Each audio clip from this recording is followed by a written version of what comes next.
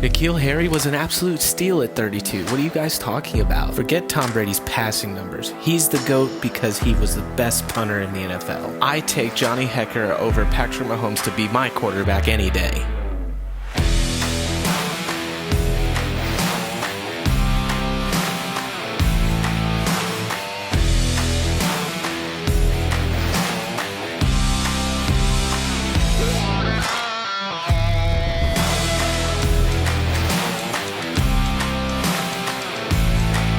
Welcome to the No Punt Intended Sportscast with your host, Parody 07.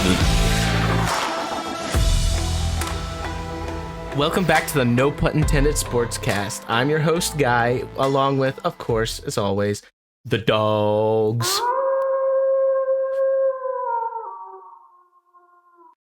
And once again, Chiefs win, everybody else loses, and we're back again to the positive sandwich with depression bread. It has just been a comedy of errors for some of us and just a comedy for the rest of us. It's just amazing. But the NFL script writers were on one this week with the Jets beating the undefeated Eagles and the Browns beating the undefeated San Francisco 49ers, and the Patriots being unable to beat a 38-year-old backup quarterback. So I don't know who reset the timeline, but can we go back to the way things were? Because I'm freaking tired of talking about how bad New England is. But it's not my time nor my turn to talk about how bad my New England Patriots are. We got to give the Florida LB another foot of soapbox, another foot of falling before you make the impact with the ground when you eventually jump off this bandwagon here. Let me hear it, man. I watched a little bit of the Panthers game, and I guess it looked like I would assume is a culmination of your season where you're driving, you're doing things well, you're running the ball with Chuba Hubbard, which you called for them to do, by the way. And then it's 3rd and 1, and we're planning on going for it, and they decide to throw the ball twice and turn over on downs and effectively ending the game early in the third quarter. So I know I stole a little bit of your content there, but I just want to say that I did watch some of a Panthers game this week. Wow. Well, God bless you. I'm surprised you were able to make it through it, because you've been able to get a glimpse of what I've been suffering through 6 games now, my man. And yeah, it's a struggle, but the good was the first quarter. We actually looked like a competent NFL team.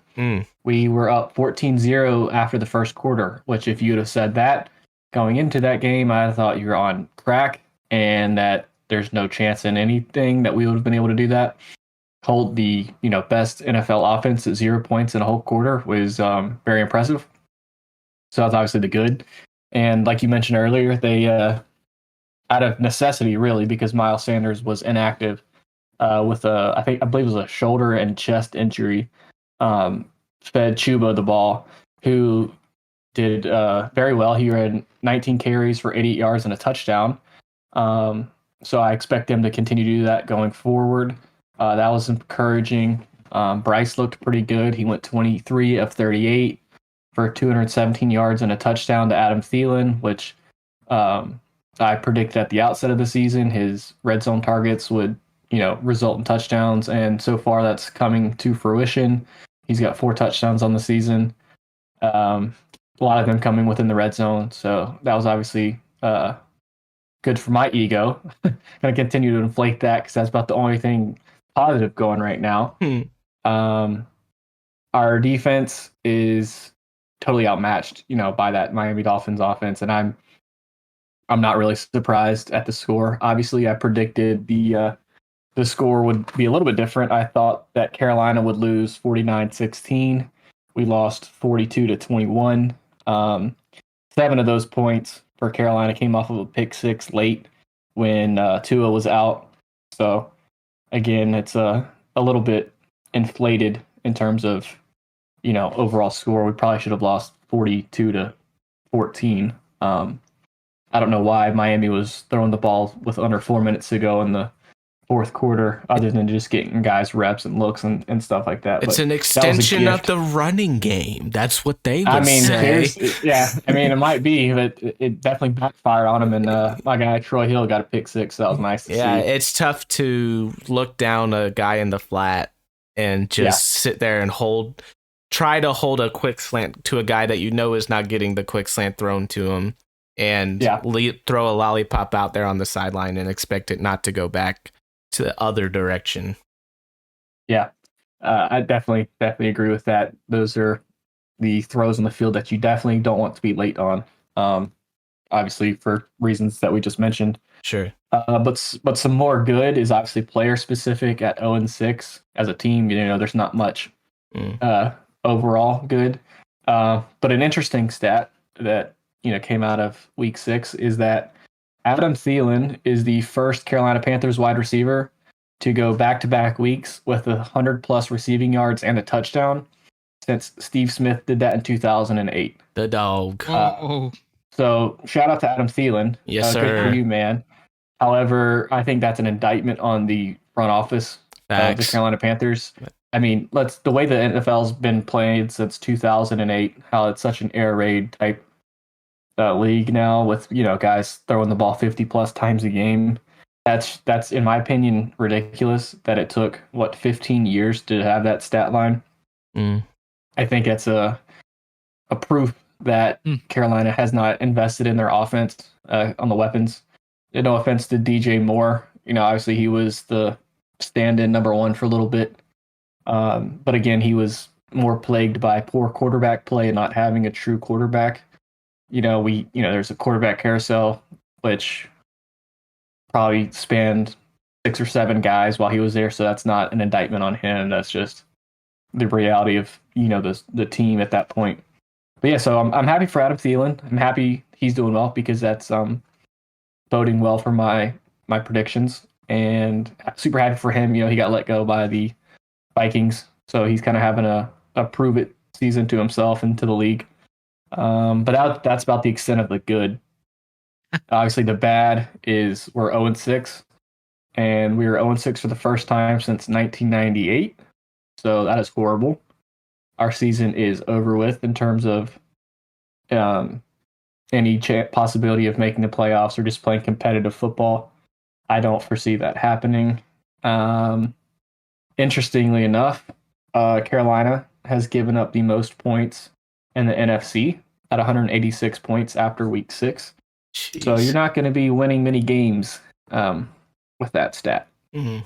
So that's some more of the bad. The coaching, which finally has started to turn a little bit in favor of what I've been saying, as well as many Carolina faithful, is that Thomas Brown is taking over the play calling going forward. So I'm interested to see how that looks after a bye week. They're playing the Texans on October 29th. So that'll be the CJ Stroud versus Bryce Young showdown. I'm interested to see how that goes. Hopefully Thomas Brown can dial it up, make Bryce Young look good, and hopefully calm Carolina Panthers fans, because if CJ Stroud comes in and lights it up, that's just more fuel to the fire and further proves what I said at the outset of the season, but also what many people are now seeing and how well CJ Stroud's playing. So hopefully, we can get on the board with our first win. That would be a crucial time in the year to get that, and I don't think it'd come at a better time getting a win over the Texans. And then some more of the coaching, just continue to keep Hubbard at running back 1 and keep Miles Sanders in the rotation if he gets healthy, but keep him out. Continue to take the shots downfield, and let's pressure CJ Stroud, make him uncomfortable, move the pocket, and hopefully we can get in his face so he can't tear us apart. So that basically wraps up this week. However, I have an interesting fact that no one, including myself, thought would be the case after Week 6. But here it is. The Carolina Panthers have scored the most points through Week 6 in the NFC South at 112, yet we are 0-6. Oh my gosh. So in our division, we have the best offense, points per game wise, as well as overall offensive production, which is totally ironic, seeing as every week I've been chirping how bad this offense is, but I think that's more a reflection of how poor the other teams in the division are, as offensive units go, but are one, better coached, and two, better well-rounded, so you can get these ugly wins despite not scoring many points. So I just thought that was interesting.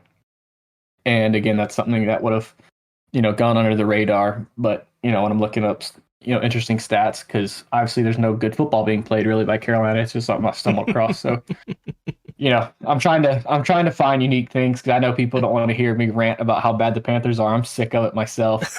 So I'm trying to find funny things here and there. But also I think that's even funnier because we're 0-6, yet we've scored the most points in our division. So That's that. Going into week 7, Carolina's got a bye. But then week 8, we're back at home. So that's what I've got for y'all this week. Jeez, yeah, that's a crazy. That has to be like a first in a long time type of situation. Through 6 weeks, you've scored the most points in the division, but haven't won a game. Like the comedy of errors and the amount of bounces the ball has made against you guys has got to be insane for that to happen, And it's wild too, because our first 2 games of the season were against division opponents. Jeez. We played Atlanta week 1, and then we played the Saints week 2 on Monday night. Yep. And we've, are 0-2 in the division, but we've scored the most points in our division. So that's just proof how brutal this league is and how small the margin of error is for victory. For sure. I hear you. Well, Hound, not exactly the prettiest win, but a win nonetheless for you guys. And my understanding is you get to do this dance again very soon with the Broncos. Yeah. So nobody will be watching except for Taylor Swift, which means that people will be watching for Taylor Swift if she's there. But anyways, let's just hear it. I mean, what's good about this team? What's bad about this team? Yeah, so Thursday night, so that's always fun. Luckily, we kind of came out of the game without too many injuries, so that's always good. Sure. When you have these short weeks. If you look at the score, 19-8, doesn't seem like it was that good of a game by the Chiefs, and I'm not going to say it was perfect, but to set up a little bit of the history between the Chiefs and the Broncos, Mahomes has never lost to the Broncos, but that doesn't mean we don't play the Broncos pretty close. The last 3 times we've played the Broncos, and they've been horrible teams. The Broncos have been horrible in that span. We've only won by 1 score in each of those games. So this is nothing new to be like close. So this is actually the first time we've won by more than 1 score, I guess, since early 2021. So, and I believe Teddy Bridgewater was the quarterback at that point, Broncos. So again, a win's a win. The good is the defense, holding the Broncos to only 1 touchdown.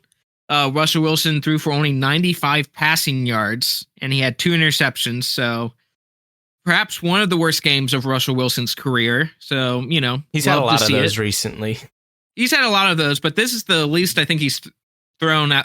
He's definitely the least he's thrown this season. So, if you can do that, that's good.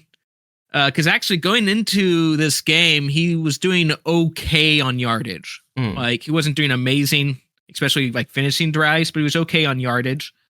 But anyways, the defense, still doing very well. I think we're still number 2 in scoring on defense, only behind the 49ers by like 0.3 points. So, I'll take that. Harrison Butker, our kicker, went 4 for 4 and kicked a 60-yard field goal, which is always great. He hasn't missed a field goal this season, so let's hope that streak continues. Rashee Rice, our rookie wide receiver, is starting to break out. He had his best game of his young career with 4 catches for 72 yards. So it seems like the Chiefs are starting to trust him more and more. So that's good. He didn't have a drop in this game because that's kind of been a concern, and he didn't have one in this game, so that helps. So that's some of the good. The bad is another wide receiver is Sky Moore. So Sky Moore had 2 catches for 22 yards, and it's part of this longer narrative about Sky Moore.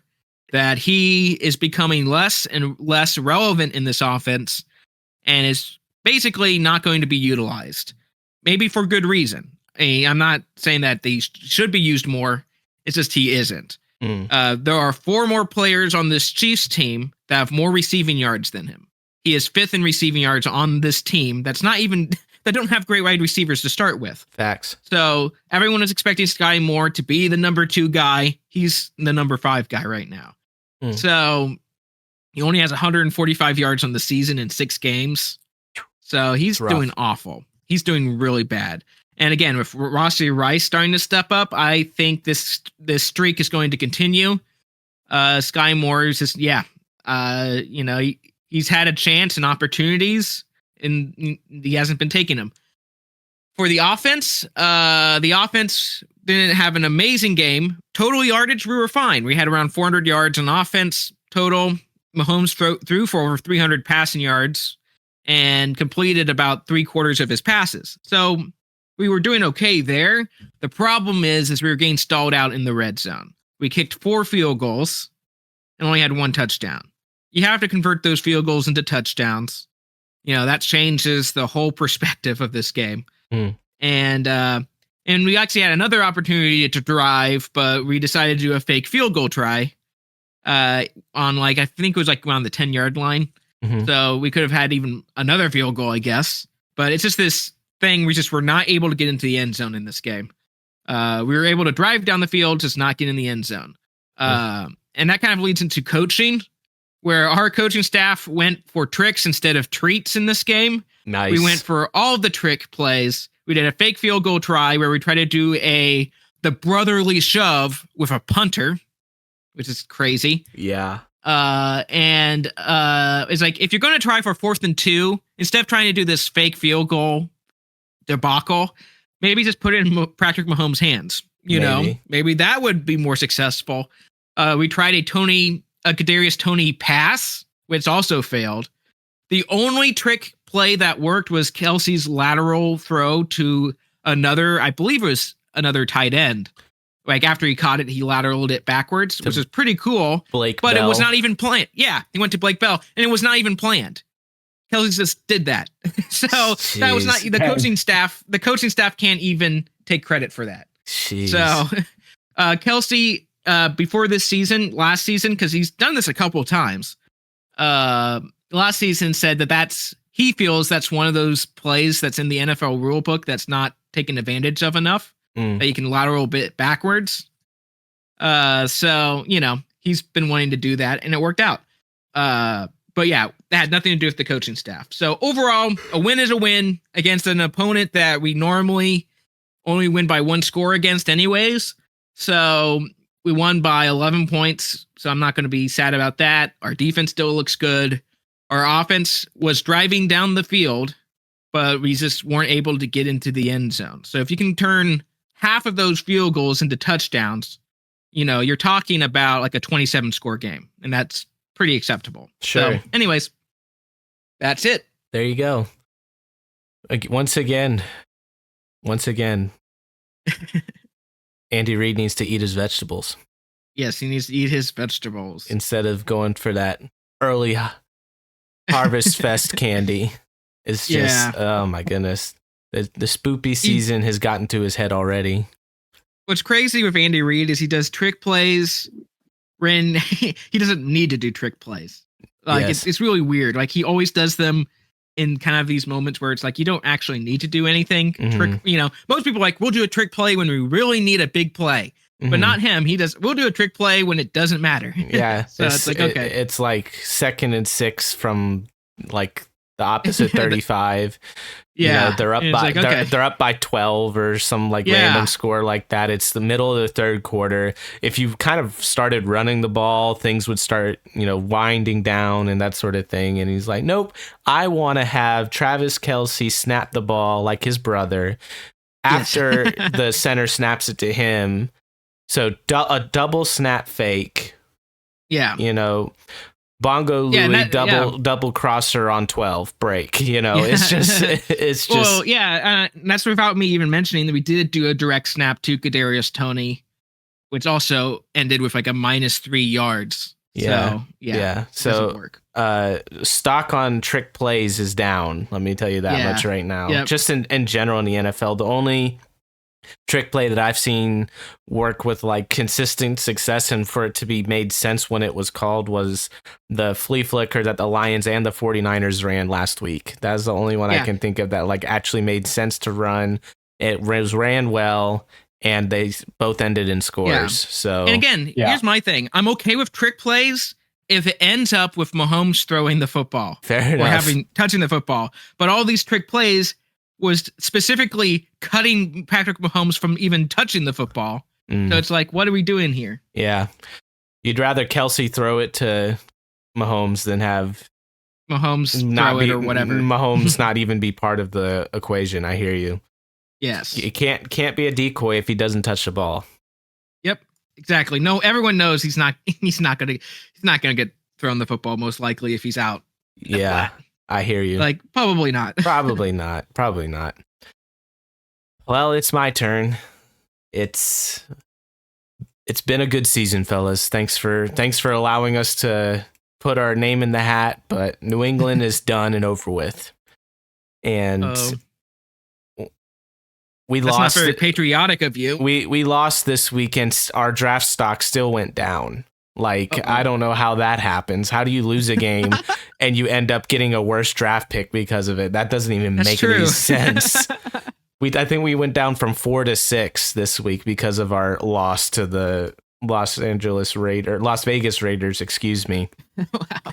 Quick recap, as I mentioned before, the Jimmy G led Las Vegas Raiders allowed us to come into their stadium. Beautiful stadium, by the way. Allegiant Stadium, I think it's called. It's absolutely gorgeous.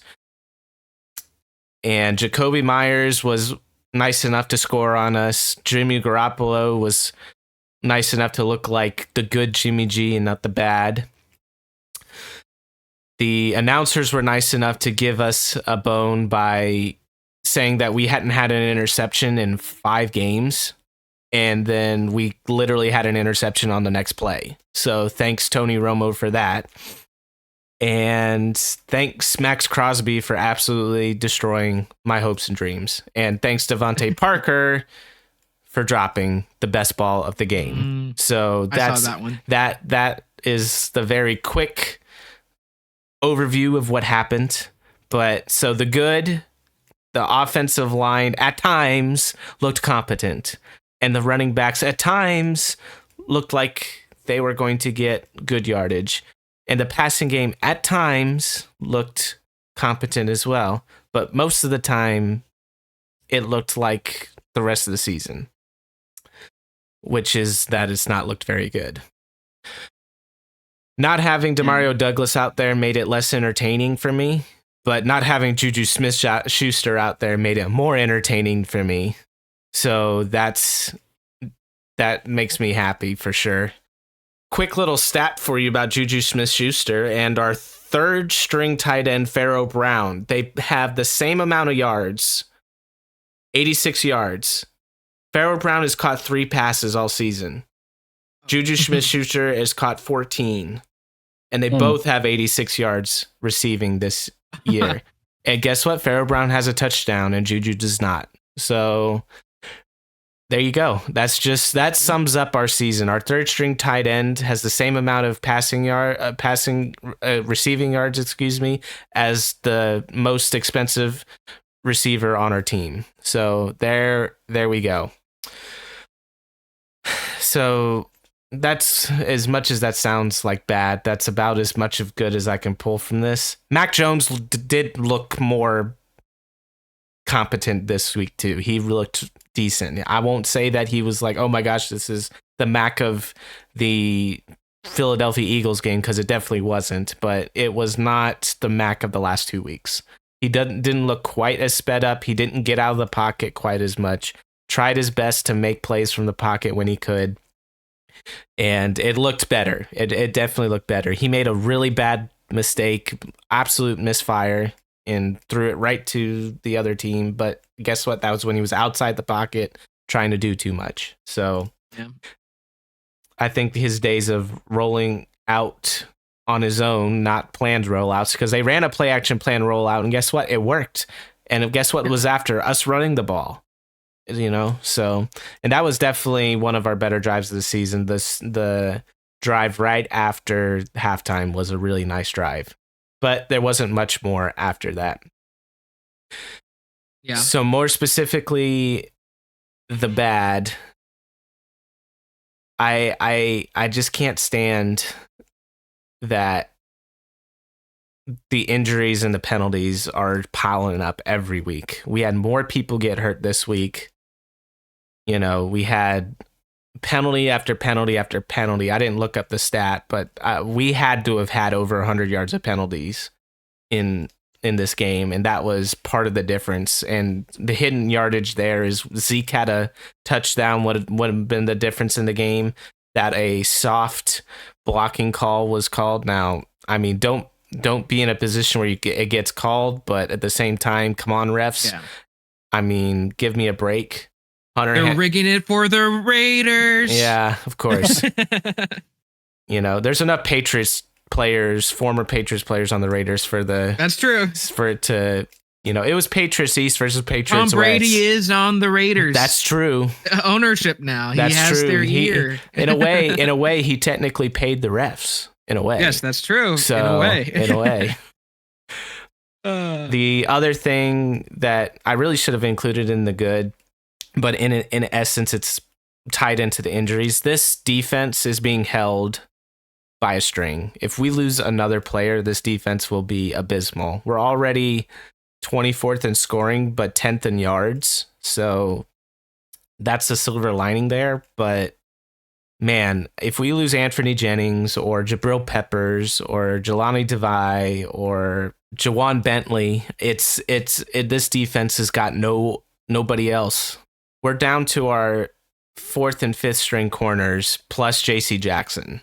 And now JC Jackson played even better this week. But I mean, at some point, everybody's picking on everybody else. JC Jackson isn't getting picked on very much. Everybody else is getting picked on, and guess what? It's working. It's working.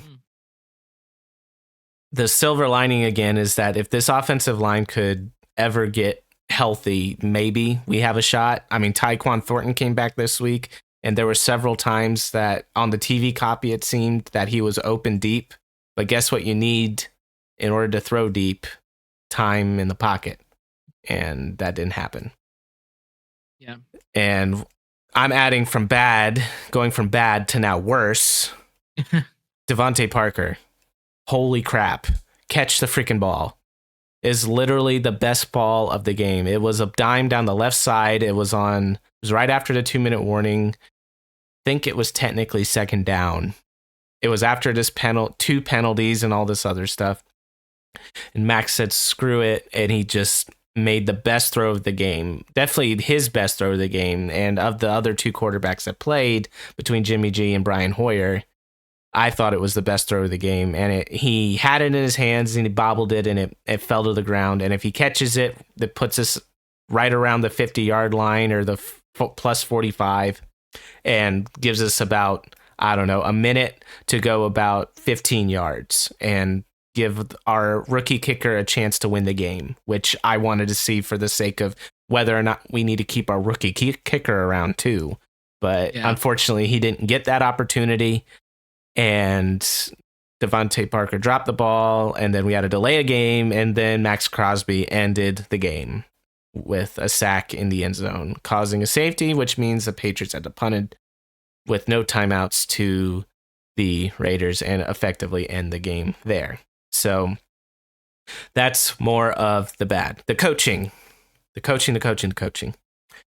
I saw semblances of Bill O'Brien's touches on the offense, and I really appreciated the scheme that he came up with. And I could tell that there was, there was adjustments made throughout the game. They were paying attention. For the most part, those players seemed to respond well to the coaching that was happening on the sideline, and adjustments were made. The only thing that didn't change was the penalties, but when you got 2 late round rookies playing guards for you, and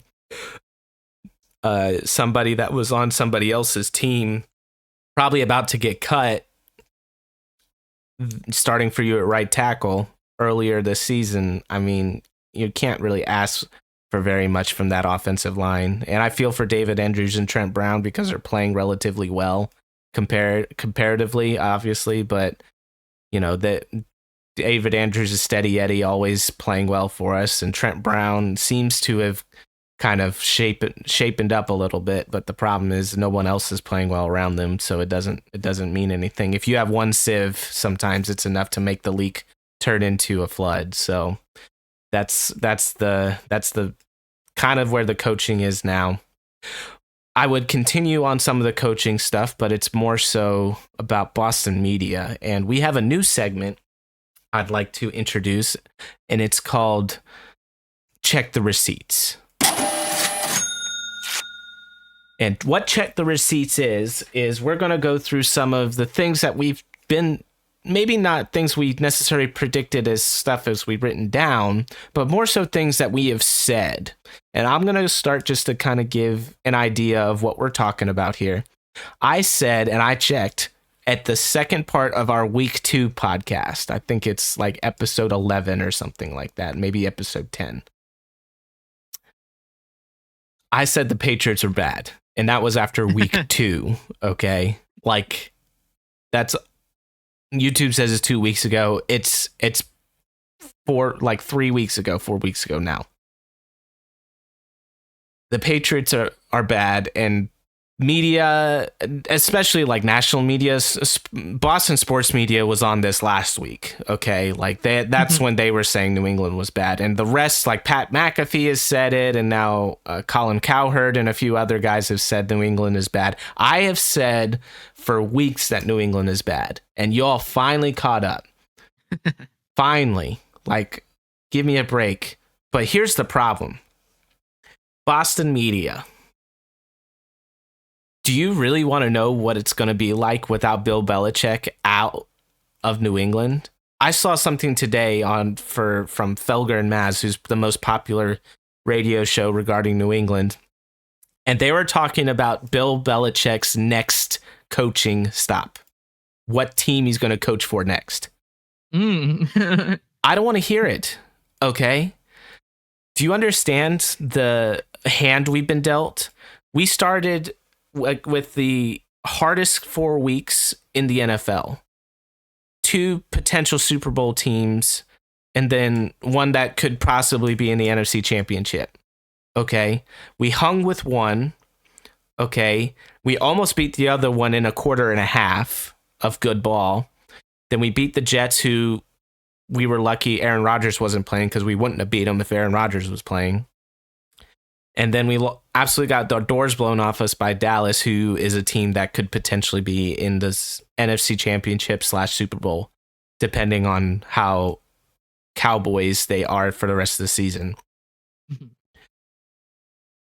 And in those 4 games, we lost hear me out, our top 4 corners.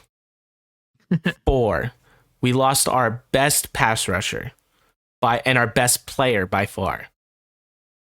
Our offensive line has been shuffled more by far than any other team's offensive line in the league. We have had injuries that have not, the surgeries that have not gone well, apparently, because Onwenu, who's supposed to be like our best offensive lineman that you guys hear me say every week is supposed to be a Pro Bowler, he's not on the field. And you expect our not really mobile quarterback in a timing system with Bill O'Brien to make offense happen when he has, as Tony Romo put it, 1/1000 throw the ball. You can't play offense that way and expect it to go well. Not consistently. The only way that sort of stuff works is if you can get the offensive line to give enough push to run the ball. And guess what? When our team has run the ball, our offense looks competent, because then we go to the play action, and then stuff happens in the passing game because of that. And guess what? Bill Belichick has nothing to do with the offense. Zero. Bill Belichick, except for Matthew Judon, has nothing to do with the fact that there's so many injuries in this team right now. Outside of Matthew Judon, because that was a completely preventable injury. You can't expect Bill Belichick to kiss everybody's knee and then they get better, okay? You can't expect Bill Belichick to usurp Bill O'Brien, who's an amazing offensive mind, and fix the offense. What he does best is defense and special teams, and our defense and special teams for the players that we have has been decent, okay? Yeah, he made the decision to let go of Jacoby Myers and bring in Juju Smith-Schuster. Okay, that was a mistake, but in theory, it was the right decision at the time. He decided not to pay DeAndre Hopkins, a mistake, okay? They also drafted 2 receivers, and they brought along Devontae Parker, who through the camp was our best receiver. He brought in Ezekiel Elliott, who has been a really nice surprise. Okay. But the margin for error is so slim in the NFL, and it's really tough for a team that is just so left-handed right now because they can't play any man because they don't have enough corners to play man, which is what Bill wants to do. And then we can't play offense because we don't have enough good players on the offensive line because of injuries and rookies playing and all kinds of stuff. You can't expect him to fix everything. Okay, when we were dealt a bad hand. All right, so this season's not going to work out. Fine. So use the rest of the season to figure out what the deal is with Mac Jones. Figure out whether he's your guy or not. And if he's not, then go get Drake May or Bo Nix or something. Okay? But if he is your guy, you better, and I mean better, use your first 3 or 4 draft picks to find a way to protect him, find a way to give him a guy that's always open, and find a guy to hand the ball off to that's got some speed. Because if you don't, Belichick, I'm going to be calling for your head next season. Okay? Gerard Mayo is a fantastic coach, and I would love to see what his team management would look like. But you have done it for 20 years, all right? And I want to give you the benefit of the doubt. I understand the fair weather and snot-nosed guys that are doing all this Boston media to get clicks and likes and all the rest. I don't want you to go because I really think you still got it. But I am sick and tired of waiting. So you better, and I mean better, get your act together for the rest of this season. I'm not asking you to win a bunch of games because, to be honest with you, I'd rather have the higher pick. What I'm asking you to do is figure out. So you got a long time. You got another, let's see, this is what, we're going into week 7 now. You got 10 weeks to figure out what you're going to do for the rest of next season. Okay? Get your guys healthy. Get them ready for next season. Figure out who is on the squad next season and move on. If you can't do that, Bill, you're going to be gone. And it's going to be sad to see you go. And if you end up going to the freaking Raiders with Mac Jones and end up winning 15 games over there, I'm going to be really upset with New England. But I tell you what,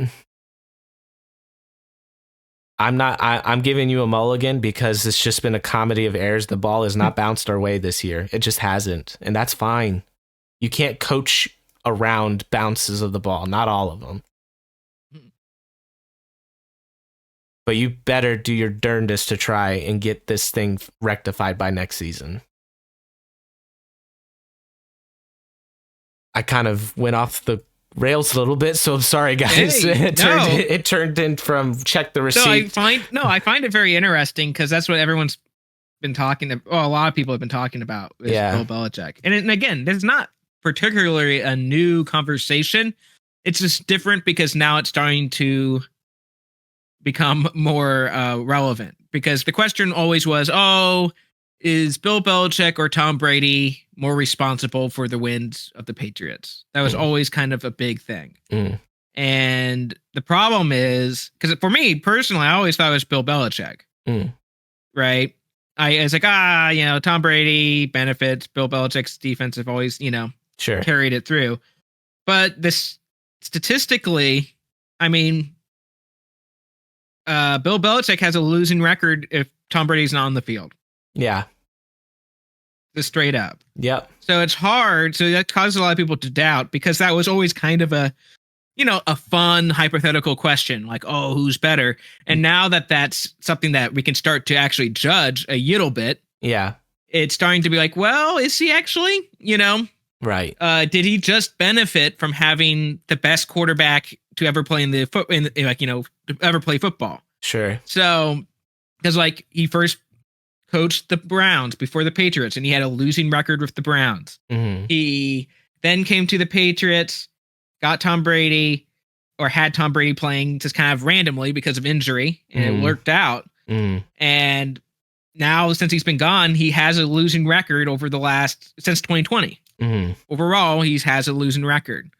So it's not a, I think it's interesting for me. And we talked about this, I think, last episode, but for me, it's like, I think he has one, or if I was in the Patriots position, you get one more real chance. Yeah. To change this team this year, whatever. You get one more season, more or less, to try to change gears and actually get this team moving in the right direction. And if you can't, you're 72. It's might be time to go. Right. But I don't think you cut him just from this season. No, I agree. And people say, well, it's been the same problem for 3 seasons. Well, did you have a problem with those problems when we were 10-7 and in the playoffs 3 seasons ago? Okay.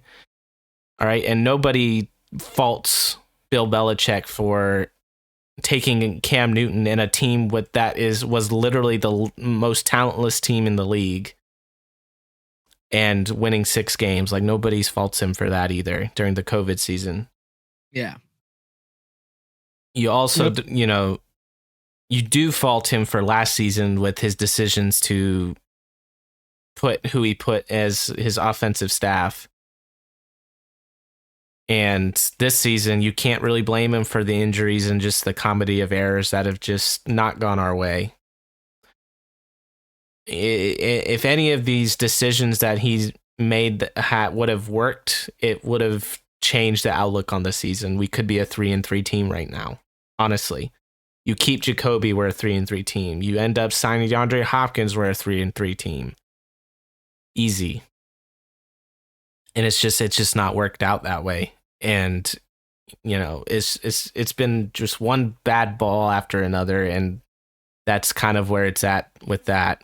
But again, like, I'm with you. I think he has next season to the rest of this season and next season to really give this team a shot to do well. And then after that, it's really tough to make excuses for him anymore. So that's definitely where I'm at as well. Yep.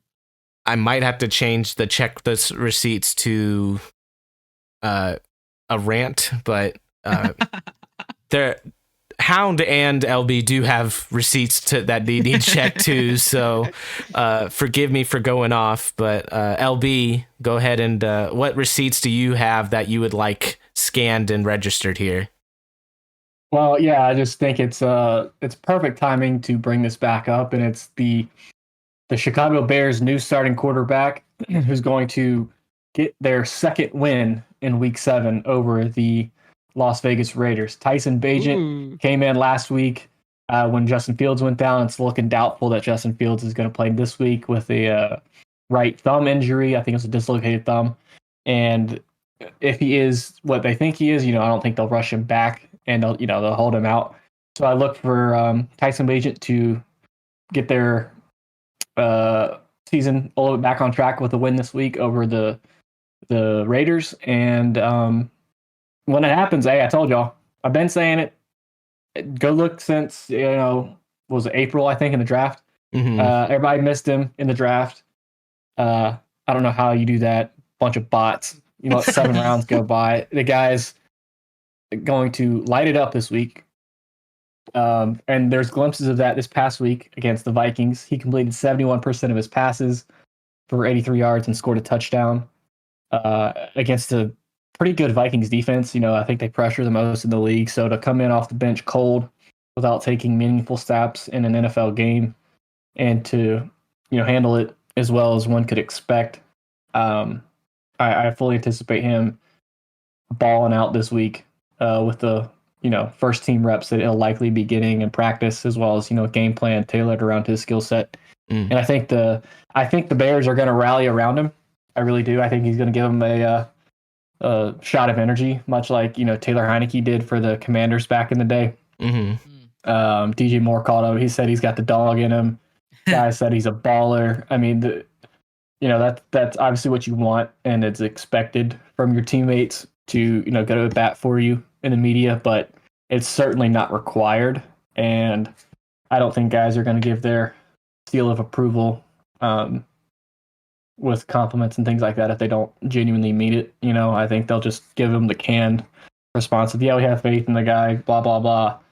But I think, you know, there's some truth to that. And, you know, just look for week 7.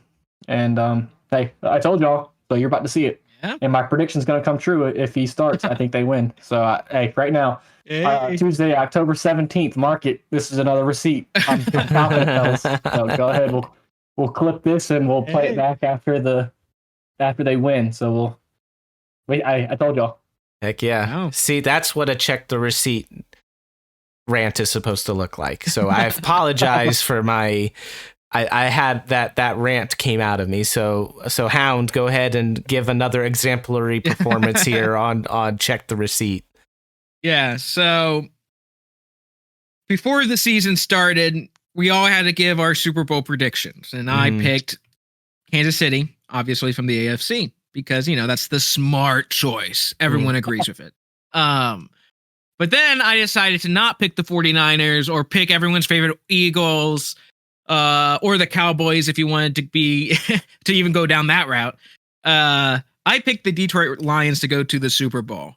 And people are like, wow, that's, you know, they just hope to be able to get to the playoffs, you know, much less a Super Bowl. But here, after 6 weeks, the Detroit Lions are 5-1. They're on a 4-game win streak. They are just balling every week. They are playing like they're one of the best teams in the league, if not the best. And after the 49ers and Eagles had mediocre performances in losing their first games of the season, people are starting to look at the Detroit Lions and wondering, is it possible that they are Super Bowl contenders? And multiple of your national broadcasts are, you know, saying this now. They're like, they're arguably one of the best teams in the NFC. And for me, it's like, I've known this since even before the season started. This team had so much spirit last season. And seeing it roll in and continuing into this season, yeah, it's great to see. I love the Detroit Lions. They did beat the Chiefs, so I'm still yell mad about that. But we'll beat them. We'll beat them in the Super Bowl, so that we'll even out. So it'll be fine. But yeah, no, that's one where I was right on. I was a little bit ahead of the ball. People were like, you know, we're mentioning the Detroit Lions as like, oh, they could be a good team. They might win their division. But I went a step further and said that they could make it to the Super Bowl, and they're on pace to do that. Heck yeah. The Matt Nagy fortune ball of his bald head is once again shined brightly upon your predictions there, Hound. The Matt and Nagy dome. Yeah. So yeah, that's good stuff. So, and they're a fun team to watch. Yes, for sure. I tell you what, though, if it is Lions Chiefs, it will be all of football fandom rooting for the Lions and the Swifties versus the Swifties rooting for the Kansas City Chiefs. And the amount of people that will be hiring lawyers the next day will probably be pretty high. So we'll see what happens there. There. And now it's time for the much anticipated, as we do every week, the Dawgs of the Week. So we'll start with LB. LB, who do you have as your dog of the week this week? Yeah, I'm going Cooper Kupp. He came off of IR this week. Good to see him back in the lineup. Facts. I know a bunch of fantasy owners everywhere are super thrilled with that. And my man didn't miss a beat. He went 7 catches, 148 yards, and a touchdown. So good for him. Yes, sir. Glad to see him healthy. He's a difference maker. And the Rams save it. They might get on a run now. They might get hot and start making some noise out in the NFC West. So keep an eye on the Rams. Yes, sir. Yeah, now you got Puka over there and Cooper. Puka and Cooper. This sounds like a Mario villains over there. You got the Koopa and the Koopa and the Puka. Yes.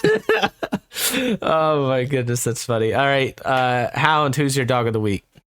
So my dog of the week is Raheem Mostert. Oh, okay. Of the Miami Dolphins. Yeah. He had 100. Come on. He had 106. Yeah, I know. Yeah. But it's more like he's kind of a dog of the week because he did good. Sure. Oh, yeah. He had a good game. He had 116 rushing yards. He had 2 rushing touchdowns and a receiving touchdown, if I read the stats correctly. But what's even more, I think, crazy about it is because, like, I knew the name Raheem Mostert is like, oh, he played with the 49ers, I guess. But I don't think people realize like how outstanding this season has been for him. Yeah. Raheem Mostert is 31 years old. Oh, I didn't know that. He's 31, and he was undrafted. Oh, wow. In his first 2 seasons, he played for 5 different teams in his first 2 seasons. Oh my gosh. He's never rushed for 900 yards in a season before, much less 1,000. And he's only had 2 that are more than 700 yards in a season, I believe. So, and this season, he's rushed for almost 500 yards in just 6 games. He's got 9 touchdowns, or rushing touchdowns, and which is the most he's ever done in a season.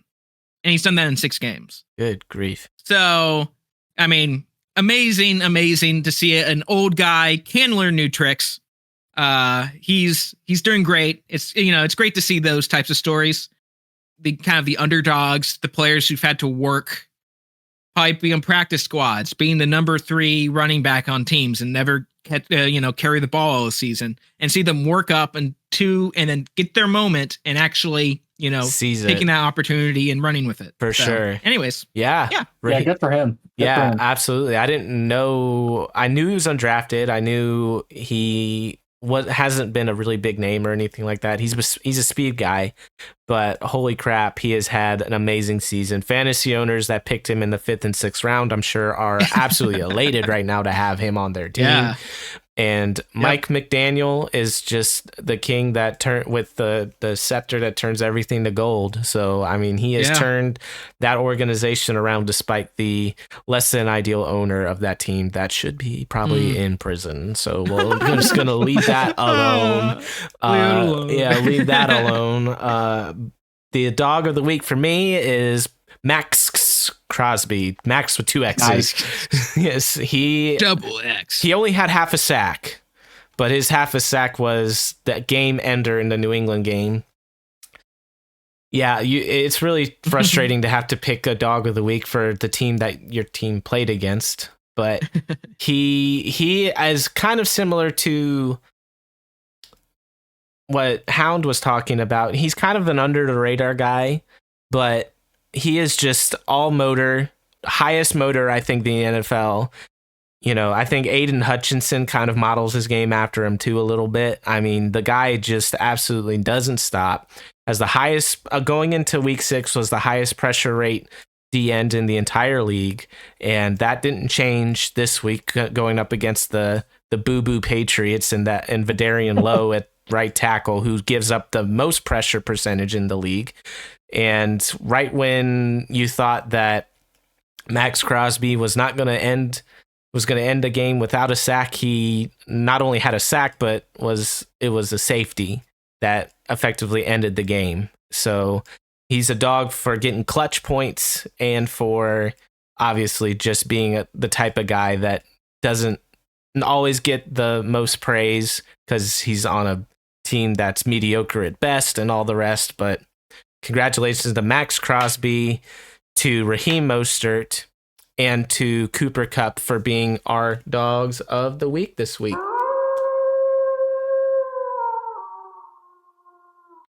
And I was able to prep this week for the prediction time. So we're now going to move on to our week 8 predictions. I was incorrect before the pod of talking about it being week 9, so I'm sorry. But we have the Chiefs playing the Chargers this week, and you have them winning 27-24, Hound. The Panthers have a bye this week, and then New England plays the Bills, and I have them losing 38-13. But the week after is a rematch of Chiefs Broncos. Let me hear the score prediction for that, sir. So I think with this one, I think the Chiefs will score a couple more touchdowns instead of just field goals. So I think we'll win again. And I think it'll be 27-10. I think that'll be a good score. I think our offense will be a little bit better. I think the Broncos will get one more field goal, probably later in the game. So anyways, that's my prediction. Doesn't need to be too difficult or complicated. Just keep it simple. Just keep it simple. Love to see it. And probably for LB, the most anticipated game of the season is Texans at Panthers. We got CJ Stroud, the number 2 overall pick, coming into Bryce's house as the number 1 overall pick. Rookie versus rookie. New head coach versus new head coach. Ascending franchise versus dumpster fire of the NFL. Who do you have winning that game? You nailed that one. Everything wants me to say the Panthers get their first win. Everything in my being wants me to be optimistic and take that route. Yeah. But guess what, fellas? I'm not doing it. I'm not going to set myself up for failure. Oh no. My personal prediction record is more important to me this season than the Carolina Panthers record. I actually have a chance to win and get it right every week. So I'm going the Texans win 30-24. I think CJ Stroud has a really good game. I think Bryce Young continues to do what he does, throwing for about 225, 250 yards with maybe a touchdown or two. But I think CJ Stroud comes in and lights it up. Our defense is really struggling. We're giving up 30 points a game, and I think they take advantage of us at home. And that'll just be the icing on the cake, because now I'll have the head-to-head proof of why I thought Carolina should have taken CJ Stroud over Bryce Young. And again, that's another receipt I'll have added to my list. Yeah. So I'm going with the Texans, fellas. Heck yeah. All right. Well, I'm sorry that you're defeated to the point where you picked the Texans over anybody, but the Texans have been playing pretty well. So They have. I can hear the sorrow, but it is not the Texans of old. So I'll give you that. Tank Dell and the boys over there are playing well. New England doesn't have it any easier. We're playing Miami in Miami. I do live in Florida, and it was a crisp 70 degrees this morning. It hit 59 last night, so the weather's kind of cooling off just a little bit. The fall is probably the closest time of year for when the heat around here is about the same as it is up in the northern states, so it's a best case scenario as far as the weather goes, because we usually don't play well in Miami because of the weather. But regardless, Miami's just way too talented. They're absolutely steamrolling everybody they play, and New England looks like a dumpster fire that is next door to the Carolina Panthers dumpster fire. I would say burn the stadium to the ground, but we got a brand new lighthouse, so I'm not going that far yet. So Pats v Miami in Miami, I have them winning, the Miami Dolphins winning that game 38-23. I really don't know why I'm optimistic that New England's going to score that many points, but for some reason, something in me tells me that that's going to be the week where everybody's excited that the offense looks a little bit competent, but they forget about the defense giving up 38 points. So I'm already preparing myself for the rant that will take me down, but that is what we got going on there. Thank you for listening to the No Punt Intended Sportscast. Be sure to check out The Thinking Hound and to like, share, and subscribe.